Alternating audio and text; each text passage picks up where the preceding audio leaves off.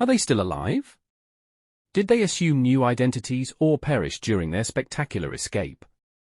For 60 years, the escapees from Alcatraz prison in San Francisco have fueled endless rumors. Frank Morris, Clarence Anglin, and his brother John Anglin fled in 1962 and were never seen again. This high-security penitentiary had seen the likes of Al Capone, known as Scarface, the Chicago organized crime baron, Creepy Carpies, who spent 26 years there, and Henry Young, who killed a fellow inmate with a spoon.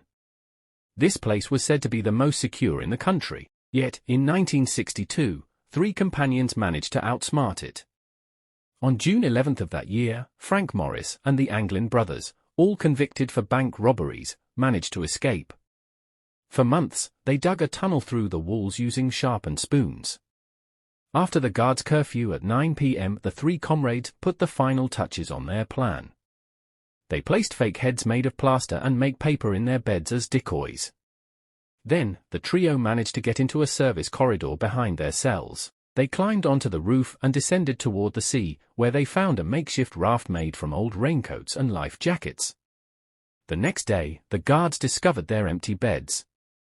The FBI launched a nationwide search, but to no avail. No one knows if the 3 men survived their escape.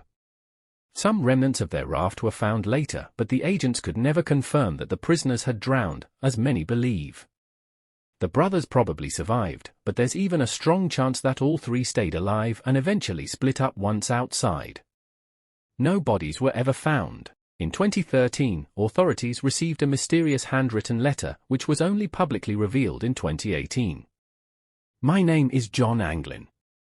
I escaped from Alcatraz in June 1962 with my brother Clarence and Frank Morris. I'm 83 years old and in poor health. I have cancer. Yes, we all survived, but barely. In this document, the sender explains that after his escape, he settled in Seattle, then in North Dakota before moving to South Carolina. According to this letter, Frank Morris died in 2008 and John Anglin in 2011.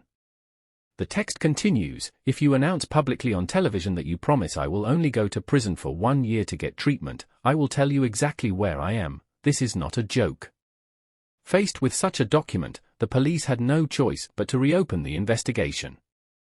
DNA tests were conducted but were inconclusive. The Anglin family also reported receiving strange Christmas cards and mysterious phone calls from a man they believed to be John Anglin. There is even a photo from 1975 showing 2 brothers working on a farm in South America. The picture was reportedly taken in Rio by a certain Fred Brizzi, who grew up with the Anglin brothers and died of bone cancer in 1993. He allegedly gave this photo in 1992 to the 2 men's nephew, Ken Widner. The latter once explained to the media that he was certain his uncles had made it across the bay in 1962, claiming to have himself the same distance one day. I can tell you all 3 survived. If I did it, they could have done it, he stated. Alcatraz prison was closed a year after the 3 men escaped. After a few years of occupation by Native Americans, Alcatraz became a historical site visited annually by millions of tourists.